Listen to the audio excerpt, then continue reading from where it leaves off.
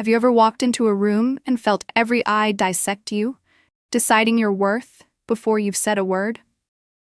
That's exactly what happened to me. Lorraine Rodriguez, a billionaire who'd rather wear a department store dress than a designer gown. The Riverside Hotel's ballroom sparkles around me, its crystal chandeliers casting golden light across marble floors that gleam like they cost more than most people's homes. I'm here for a charity gala, one of those nights where wealth parades itself under the guise of generosity. Women in shimmering dresses glide past, their laughter sharp as glass, while men in tailored tuxedos sip champagne that costs a week's wages per bottle. My brother Marcus, always pushing me to flaunt my success, isn't here yet. His international deals keep him jet-setting, but he'd hate how I'm blending in. I drove here in my reliable sedan, handed the keys to a confused valet expecting a Ferrari, and slipped into the crowd unnoticed. There's a quiet power in being invisible, in letting people show their true colors, without the weight of my bank account tilting their perception. But tonight, that choice will spark a fire I didn't see coming, one that'll burn through this room and leave ashes of truth in its wake. I find my spot near the silent auction tables, where neatly printed cards detail causes that tug at my heart. Scholarships for kids who dream big, clean water for communities in need, medical research to save lives. These are the things I pour my fortune into, always anonymously, because helping shouldn't come with a spotlight. I'm scanning a proposal for a literacy program, imagining the kids it could reach when the air shifts. A shadow falls over the table, and I feel someone's presence, close and deliberate. I glance up, expecting a friendly face, maybe someone else passionate about these causes. Instead, I meet the gaze of a man in his early 50s, his custom-tailored suit screaming wealth, his salt and pepper hair styled with surgical precision. His watch glints under the chandelier light, a silent boast of money. "Interesting reading for someone like you," he says, his voice smooth but edged with something sharp, like a blade hidden in silk. I tilt my head, unsure of his meaning. "I'm sorry," I say, keeping my tone polite. He extends a hand, his smile expecting awe. "Preston Montgomery, Montgomery Real Estate Development. We're behind half the luxury buildings in this city." His name hangs in the air like it should mean something to me. When I don't gasp or fawn, his smile falters, just for a second. "I'm Lorraine," I offer, shaking his hand briefly. "Just Lorraine?" he asks, an eyebrow arched as if a single name is somehow lacking. "And what do you do? Just Lorraine?" His tone carries a hint of amusement. Like he's already decided I'm out of place. I feel a familiar prickle on my skin, the kind that comes when someone's measuring my worth by what they see. A simple cream dress, minimal jewelry, practical shoes. "A little bit of everything," I say lightly, "mostly in technology." Preston's eyes flick over me, lingering on my outfit, my lack of flash. I can practically see the gears turning in his head, calculating how someone like me ended up here. His conclusion isn't kind. "Technology," he repeats, his voice dripping with condescension. "Like customer service, perhaps? Tech support?" I don't correct him. I've learned people like this don't deserve the full story. "Something like that," I say, turning back to the auction display, hoping he'll move on. But he doesn't. He steps closer, his expensive cologne clogging the air. "Tell me, Lorraine from tech support, how did you afford a ticket to this event? These seats start at $5,000. The question lands like a jab. Not because I can't afford it. I could buy this hotel and still have change. But because of the assumption behind it. He thinks I'm an imposter. Someone who slipped past the velvet rope. I take a breath, keeping my voice steady. "I manage," I say, stepping back to create space. His smile turns sharper, predatory. "Oh, I'm sure you do. Let me guess. Someone's plus one? A secretary who charmed her boss into a pity invite?" The words sting, not because they're true, but because they're meant to cut. Around us, heads turn. Champagne glasses pause mid-sip, and whispers ripple through the crowd. I feel their eyes, judging, waiting for my response. I could tell him the truth, that I'm Lorraine Rodriguez, owner of a tech empire worth $3.7 billion. But what's the point? He's already decided who I am. Instead, I say, I'm here to support the causes. They're important. Preston laughs, loud and harsh, drawing more attention. How sweet. The little do-gooder wants to save the world. What'd you bid on the auction? $100? $2, if you stretched your budget? My cheeks burn, not from shame about money. I've already pledged more tonight than he could dream, but from the public humiliation, the way he's turning me into a spectacle for his amusement. I prefer to give anonymously, I managed to say, my voice quieter than I'd like. Of course you do, Preston smirks, leaning in even closer. Because anonymous is just code for nothing, isn't it?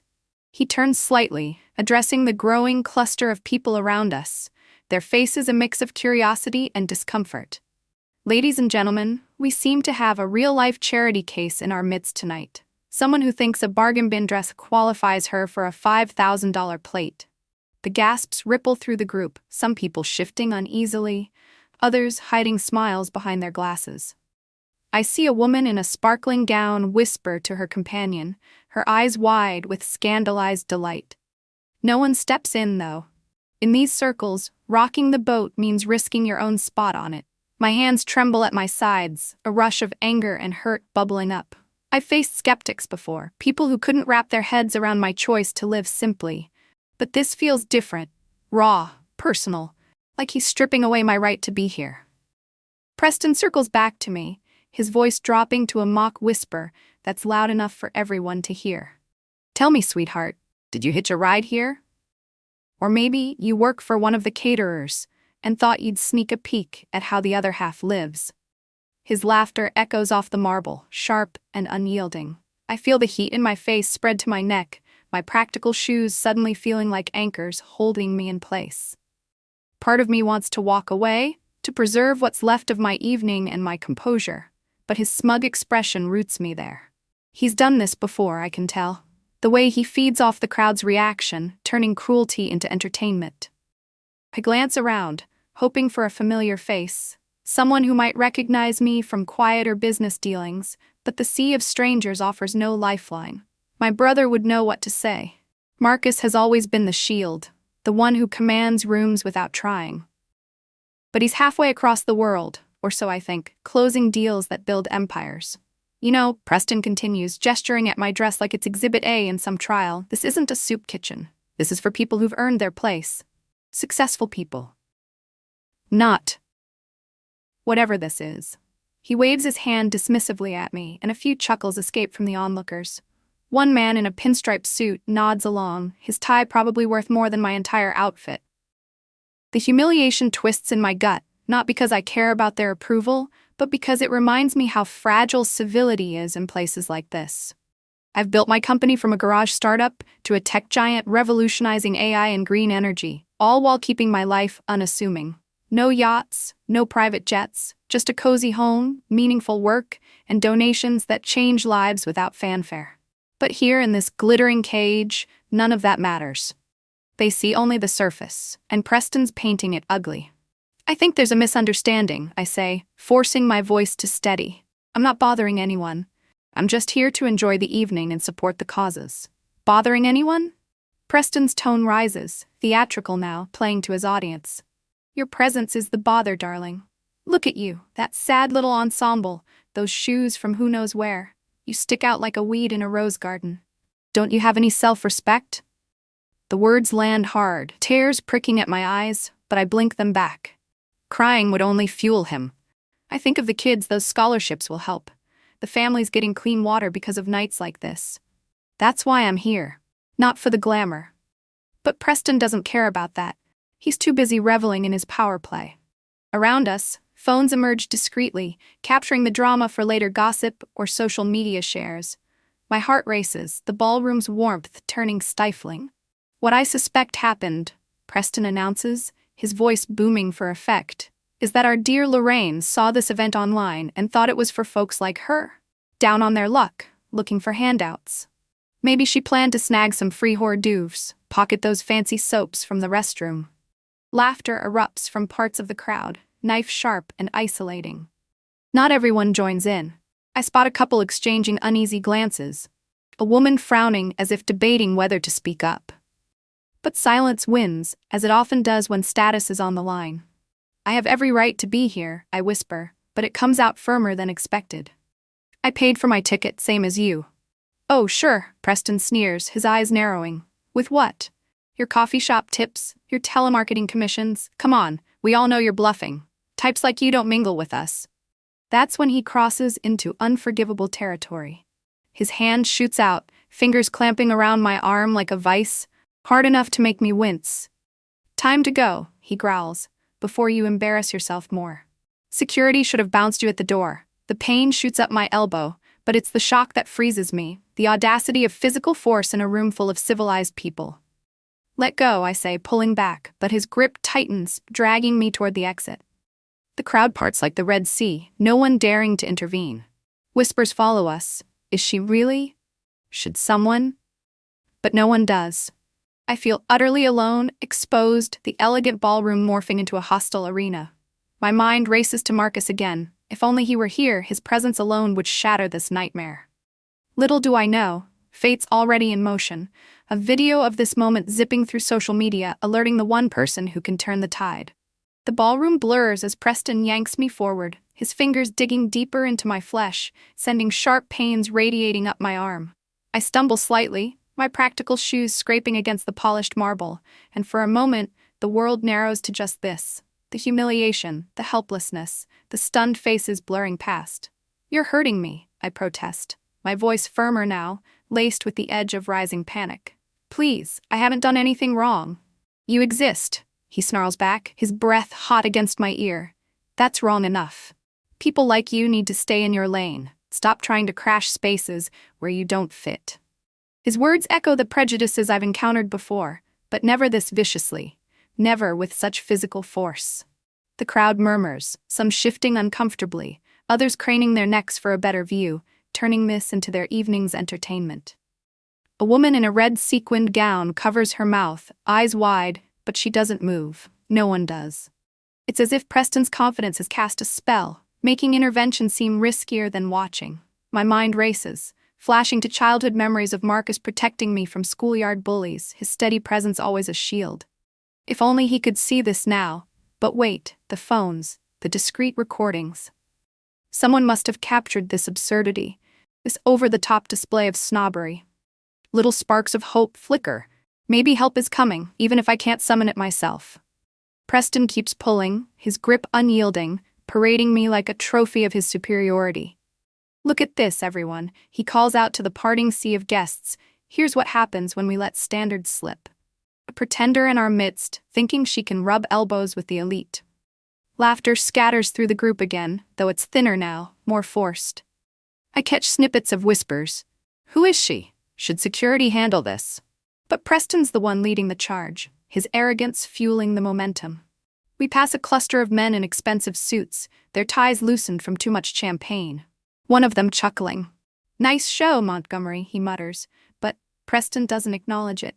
He's too focused on his mission to eject me. My arm throbs under his hold, bruises already forming in my mind's eye. Purple marks that will remind me of this night long after it's over. I try to twist free again, but he tightens his grasp, leaning in to hiss. Don't make this worse for yourself, sweetheart. Just go quietly back to whatever hole you crawled from. The venom in his voice surprises even me. How can someone harbor such disdain for a stranger based solely on appearance? I've dealt with skeptics in boardrooms, investors who doubted my vision because I didn't look the part, but this is primal, unchecked. It stirs something deep within, a resolve not to let him win, not to slink away defeated. The exit looms ahead, grand double doors framed in gold, promising escape, but also defeat. Part of me yearns to break free and run, to leave this toxic glitter behind, but another part rebels. I've earned my place here, not just with money, but with heart.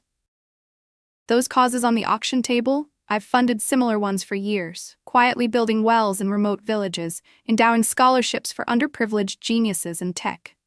Preston wouldn't know that. He sees only the modest dress, the absence of diamonds. And that's his downfall, really. Judging a book by its cover, missing the chapters of strength and achievement within. As we near the doors, the crowd thickens, more people drawn by the spectacle, their conversations halting mid-sentence. Is that Preston Montgomery? Someone asks. What's he doing? But the questions don't translate to action. They're content to observe, safe in their bubbles of privilege. Suddenly, a ripple runs through the room, starting from the entrance we just left behind. Voices rise in excitement, not the malicious kind Preston incited, but genuine surprise, even reverence. Heads turn, attention fracturing away from us.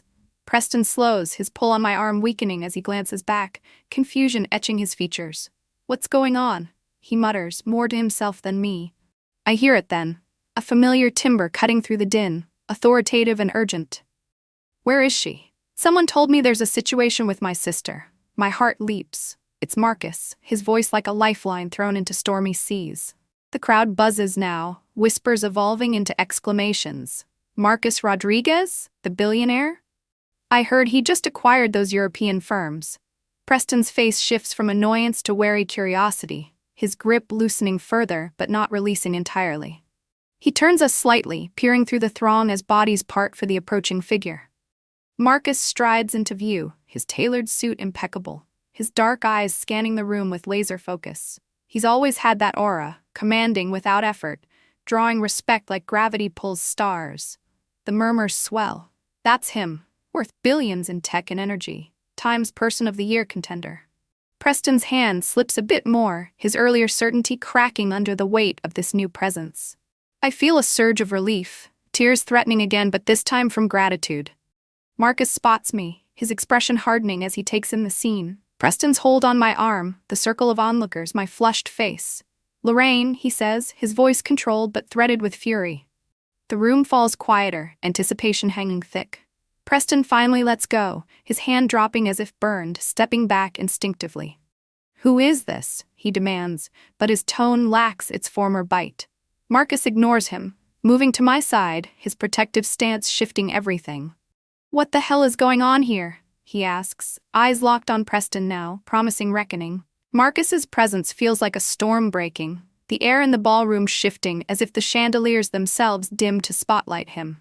My arm still throbs from Preston's grip, but with my brother here, the weight of humiliation lifts slightly, replaced by a flicker of defiance.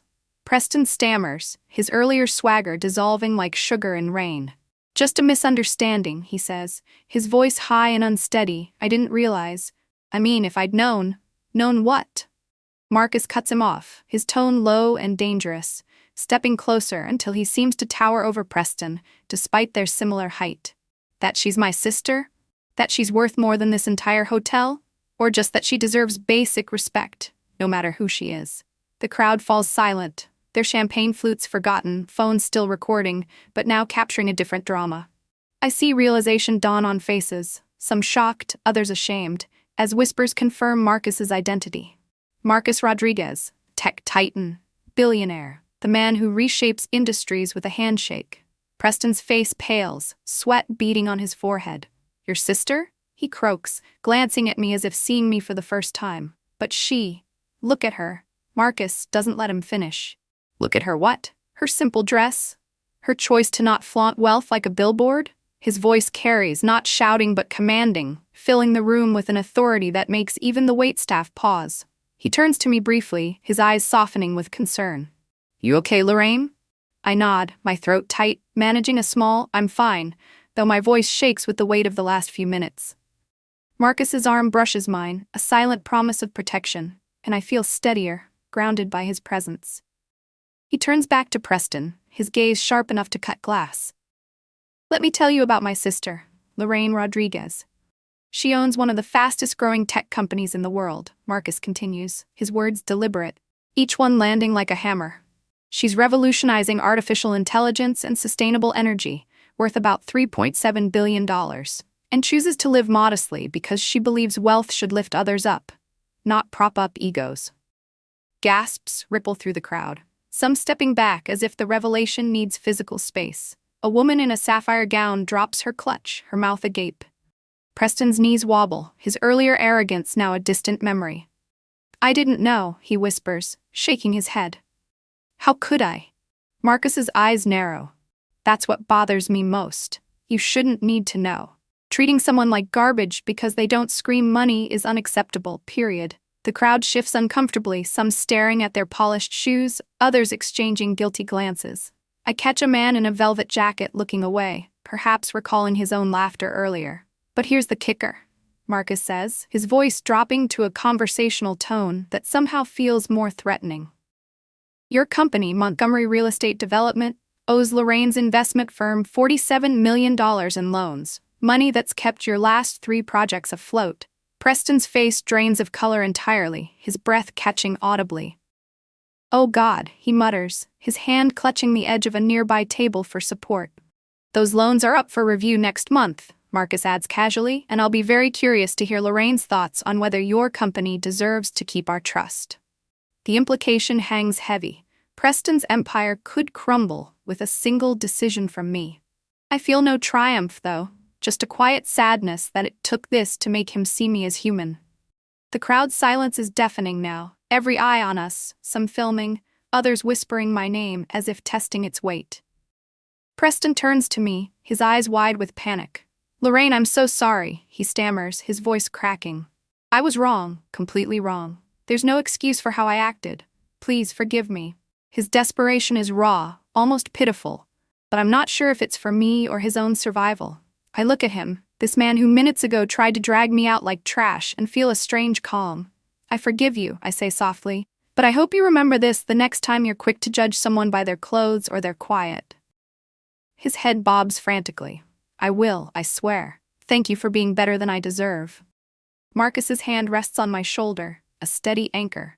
Let's go, he murmurs, sensing my exhaustion. I nod, the gala's shine long gone, but as we turn to leave, I feel the crowd's eyes still on me, their earlier judgment now tinged with something else, curiosity, maybe even respect.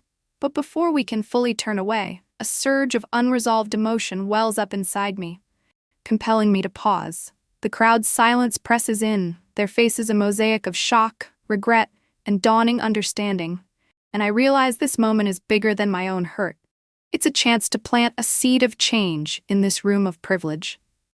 I know some of you are wondering why I don't dress the part, why I don't broadcast my wealth like a neon sign. I say, my voice gaining strength as it carries across the ballroom, cutting through the lingering tension like a gentle but firm breeze. Marcus stops beside me, his arms still protectively around my shoulders, giving me the space to speak without interruption.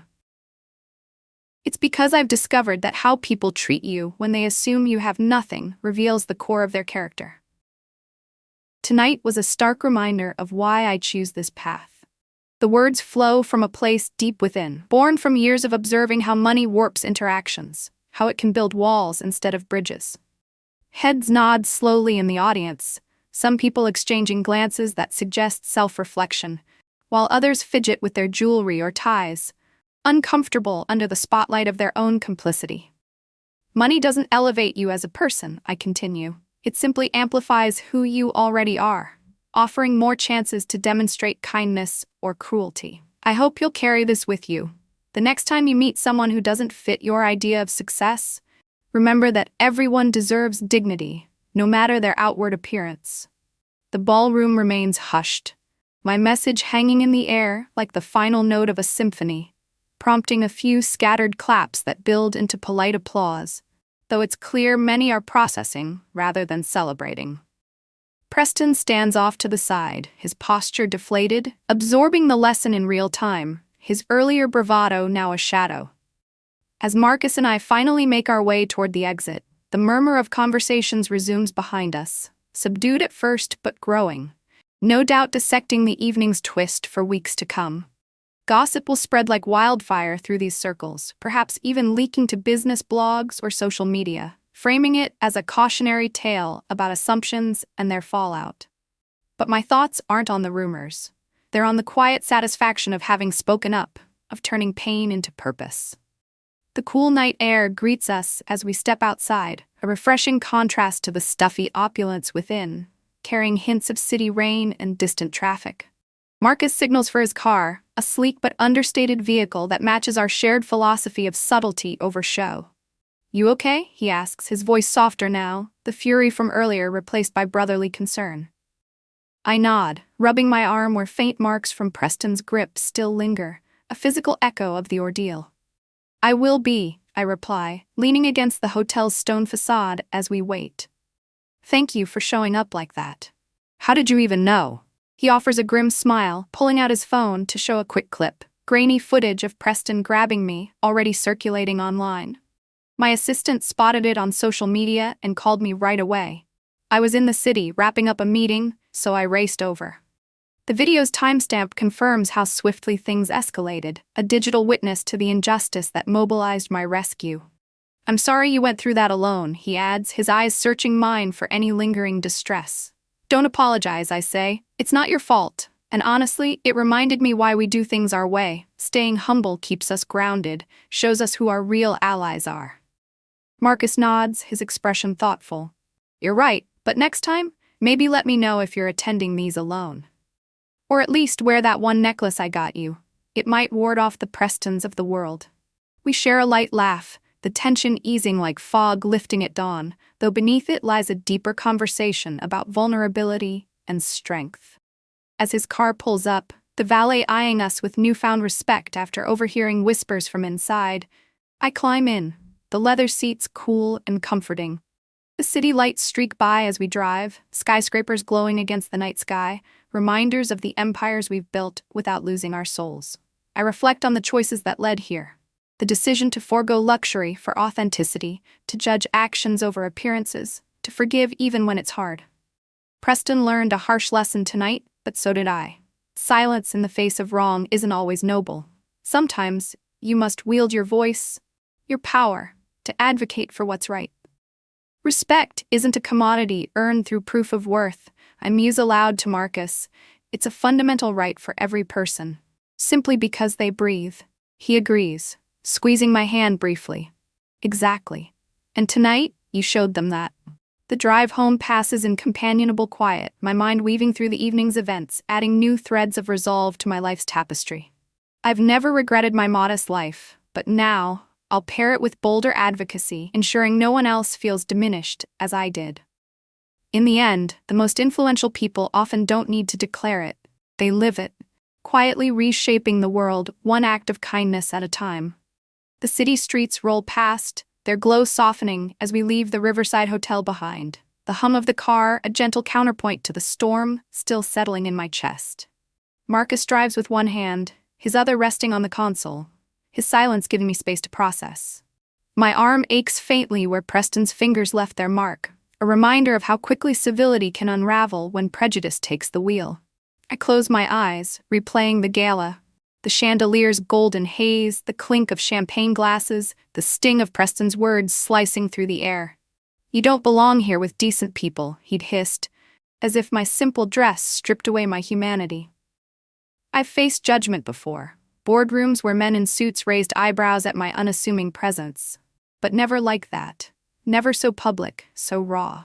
Yet standing up to it with Marcus by my side felt like reclaiming a piece of myself I hadn't realized was at stake. I glance at Marcus, his profile sharp against the passing lights, and feel a wave of gratitude. He didn't just save me tonight, he amplified my truth, turning a moment of shame into one of reckoning.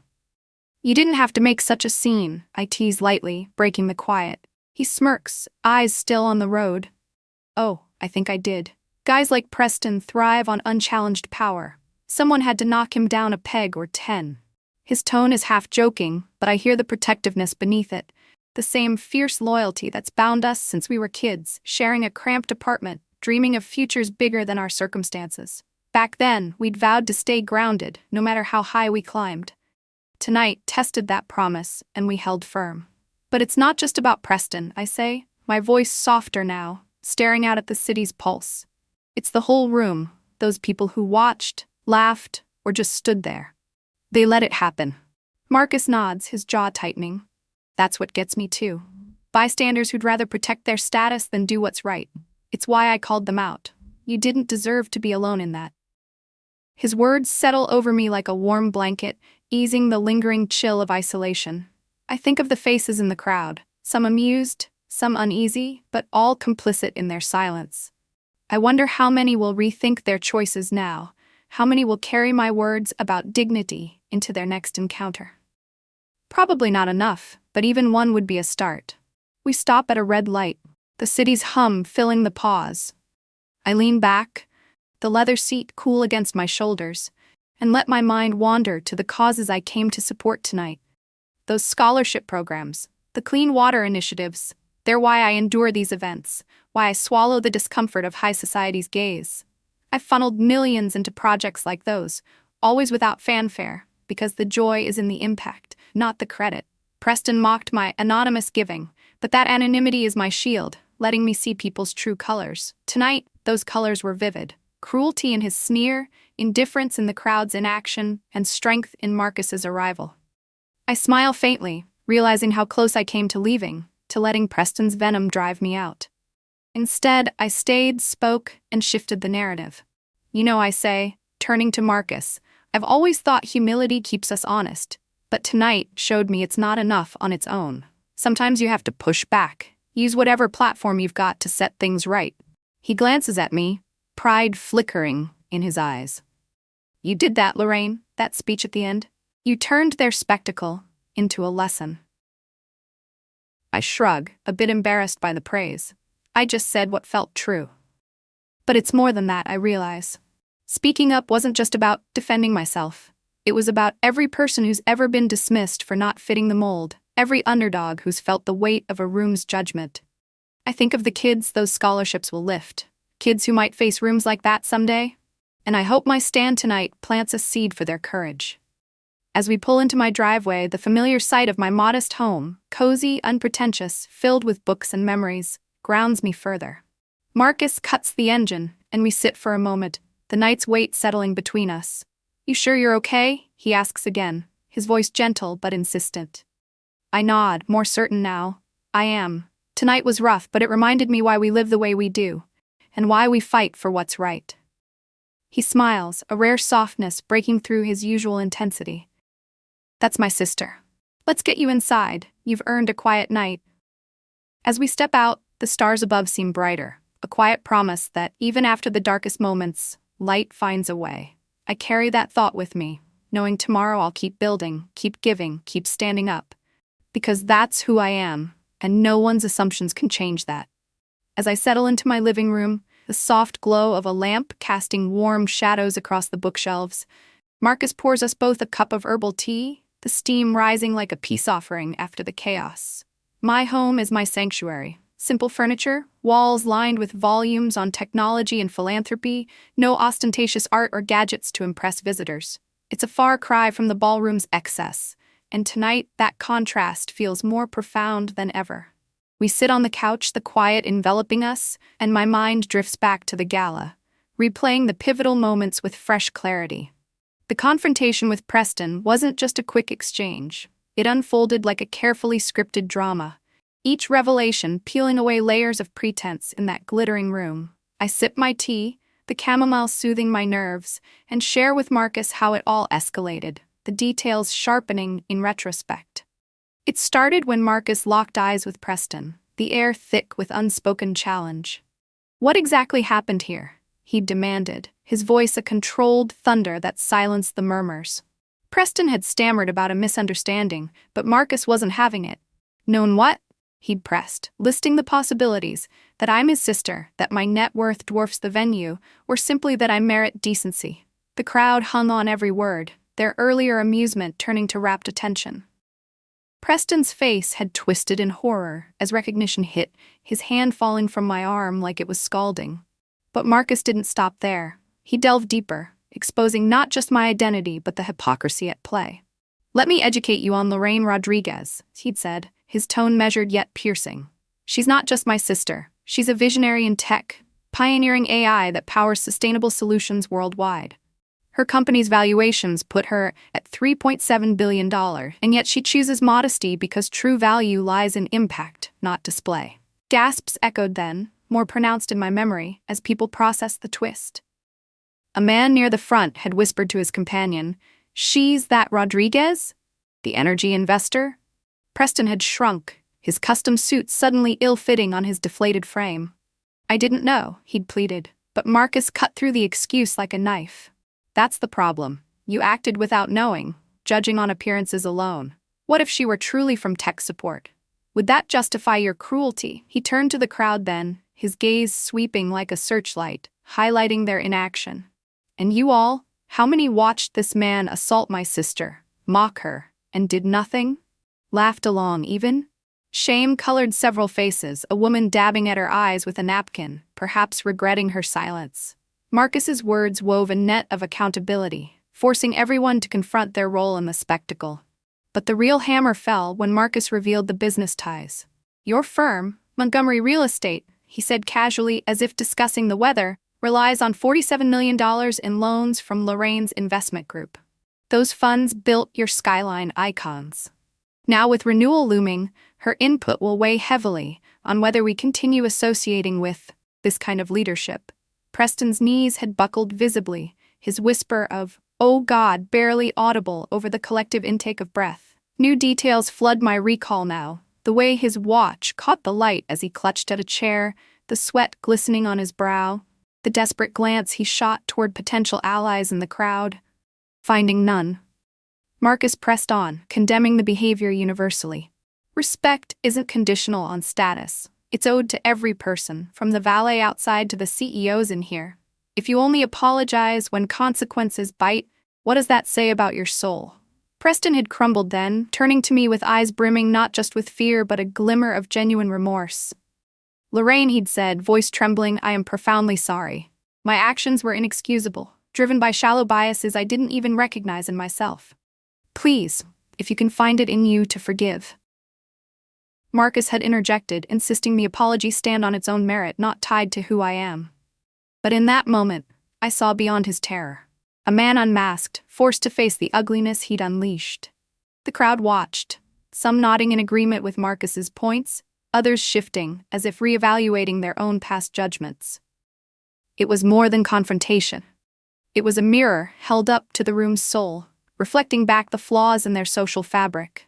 Telling Marcus this now, in the safety of home, I add thoughts I held back then.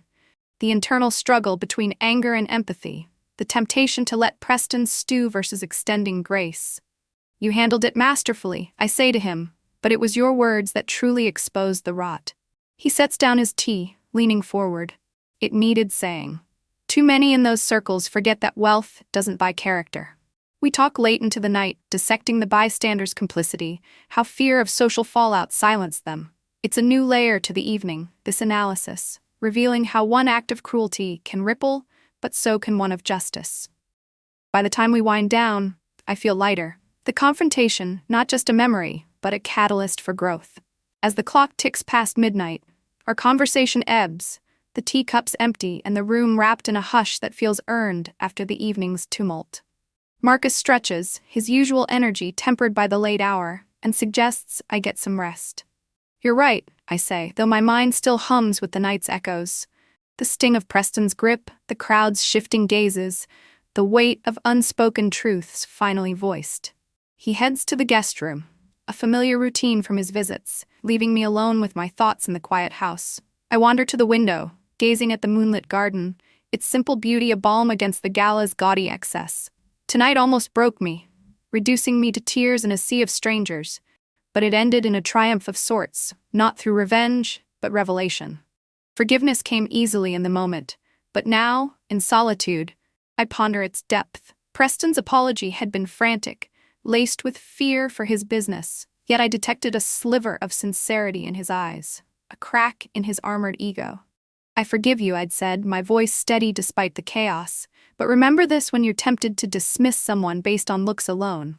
The damage assumptions cause isn't just skin deep, it erodes trust, fosters division." He'd nodded, promising change, thanking me for grace he admitted he didn't earn.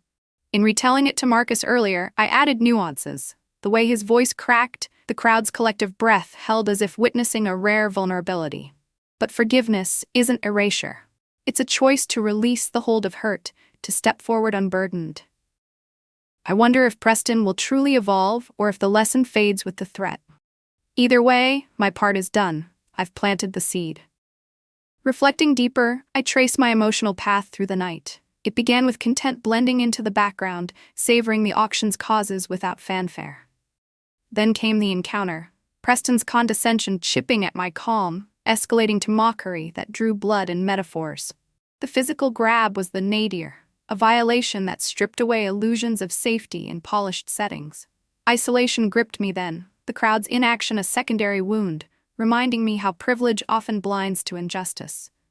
Marcus's arrival flipped the script, his presence a shield and sword, exposing not just my identity but the universal wrong. Empowerment surged as he spoke, but it was my words to the crowd that sealed the arc, affirming my choices, preaching dignity for all. Now in hindsight, I see growth. From passive humility to active advocacy, vowing to use my voice more boldly. Marcus and I had delved into that during our talk, exploring how the incident mirrored broader societal flaws. Those loans to Preston's firm, he noted, we'd review them objectively, but perhaps with stipulations, like diversity training or community initiatives, to ensure real accountability. I agreed, adding that true change comes from within, not just fear of loss. We laughed about the irony. A man who built luxury towers on borrowed money, humbled by someone he deemed beneath him. Karma, Marcus called it, satisfying in its precision. But for me, it's more about balance, the universe correcting when egos overreach.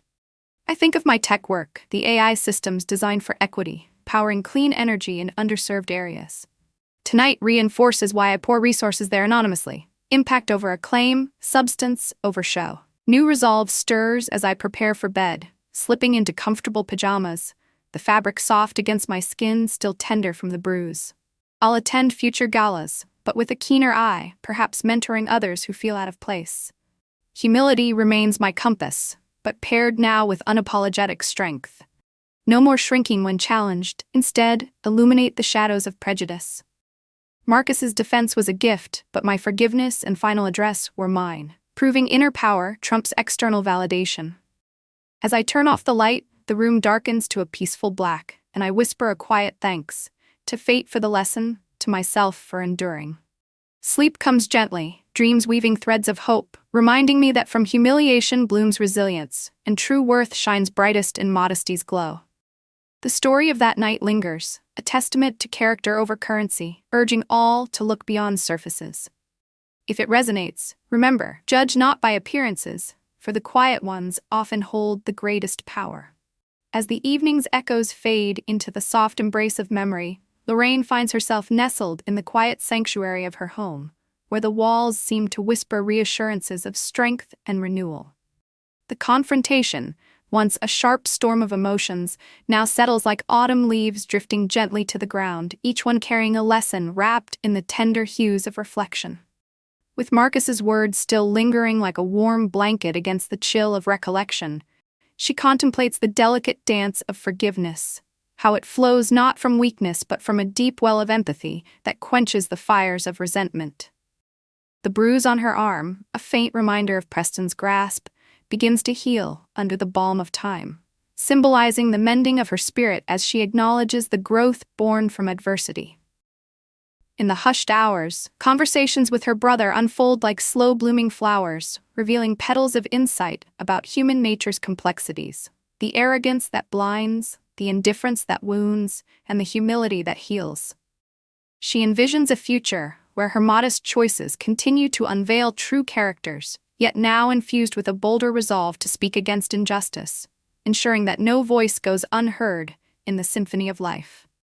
As moonlight filters through the curtains, casting silver threads across the room, Lorraine drifts towards sleep, her heart lighter, her purpose clearer, knowing that true power resides not in displays of wealth, but in the quiet acts of kindness and courage that ripple outward, touching lives in ways unseen but profoundly felt. And in that serene surrender to the night, she whispers a final thought. May we all find the grace to see beyond the surface, embracing the shared humanity that binds us. Forever.